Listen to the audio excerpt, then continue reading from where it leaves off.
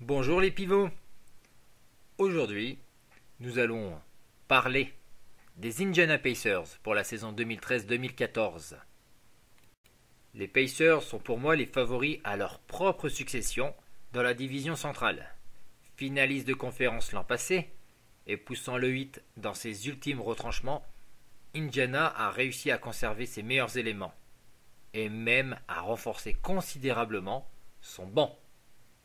Les spécialistes sont unanimes, surtout ma femme de ménage. Les Pacers sont l'équipe NBA qui monte. L'équivalent du Thunder, mais à l'Est. Défaits 2 fois d'affilée face aux futurs champions floridiens, les joueurs du coach Frank Vogel ont été à chaque fois tout près de renverser la dynastie naissante du 8. Avec l'incroyable montée en puissance de Paul George et les progrès constants de Roy Hibbert. On peut y ajouter la constance de David West. Les Pacers disposent d'un Big Three à leur image, talentueux, rugueux et physique. Il leur reste plus qu'à passer le cap. C'est bien l'idée qui figure derrière la tête de Larry Bird. De retour aux affaires, pour renforcer un effectif désormais solide de part en part. Avec l'arrivée de l'ailier fort argentin, Luis Scola, le fuyant Chris Copeland et du meneur CJ Watson. Le banc prend de l'épaisseur. En plus, l'ancien All-Star Danny Granger effectue lui aussi son grand retour à la compétition. Armés jusqu'aux dents, les Pacers vont encore être un bastion de la conférence Est, avec leurs fonds de commerce défensifs qui font des miracles en play-off.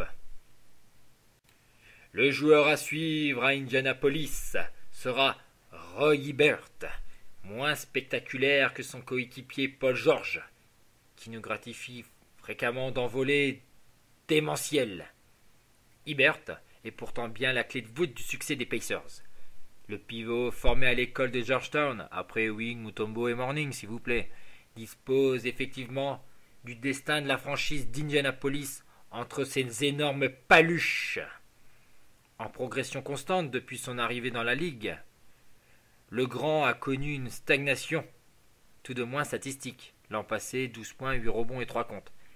Du coup, il a encore plus bossé comme un acharné sur sa condition physique pendant l'été. De quoi revenir plus fort du haut du corps, et plus mobile, et plus rapide sur ses appuis. Disciple du camp de Tim Duncan, au même titre que Ian Mahinmi. Hibbert a travaillé ses mouvements dos au panier et sa coordination sur les mouvements offensifs. All-Star pour la première fois la saison dernière, il ne fait qu'aucun doute que le grand Roy ne veut plus revenir en arrière. On lui demandera juste d'être aussi efficace en saison régulière qu'en play-off, car le garçon manque clairement de régularité en saison régulière, alors qu'en play-off, il cartonne.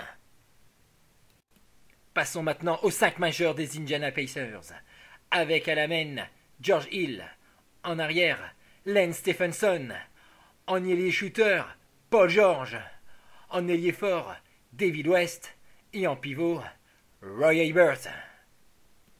Autre possibilité, en ailier fort, on change David West par la recrue Luis Scola. Enfin, dernière possibilité, on change à la main George Hill par l'expérimenté CJ Watson. Les Pacers, en conclusion, ne cessent de progresser sous la houlette du maître défensif Frank Vogel. Meilleure défense NBA la saison régulière, en étant premier au classement des pourcentages au tir laissé à l'adversaire, à 2 comme à 3 points. Deuxième en termes de points encaissés. Paul George et ses potes sont par contre encore trop inconsistants de l'autre côté du terrain. Comme si l'énergie dépensée en défense les empêchait de produire quelque chose d'efficace offensivement. C'est la marge de progression de ce groupe. Mais avec Luis Scola, qui sait marquer des points, ou Granger, qui était connu pour son aptitude à scorer en rafale, Indiana devrait renforcer ce petit problème cette année. Le trio George, West, Hibbert devra également prendre ses responsabilités en temps et en heure pour permettre au groupe de continuer sa marche en avant. Seul petit bémol à une superbe intersaison, L'assistant essentiel Brian Shaw a fait ses valises, direction les Rocheuses. Et c'est un vieux routier du circuit, Nate McMillan, qui le remplace. De quoi renforcer la philosophie défensive des Pacers, mais peut-être pas solutionner ses problèmes offensifs du coup. Differential now between the shot clock and the game clock. Here comes George, got the step and stuffs one move. It counts in the foul. He beat LeBron James with that quick step. A sensational move by Paul George. We are seeing a superstar in the making here with Paul George.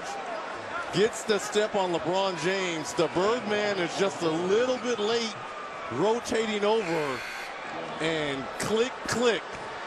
Birdman, this is your Kodak moment. Je vous remercie d'avoir suivi cette présentation des Indiana Pacers pour cette nouvelle saison.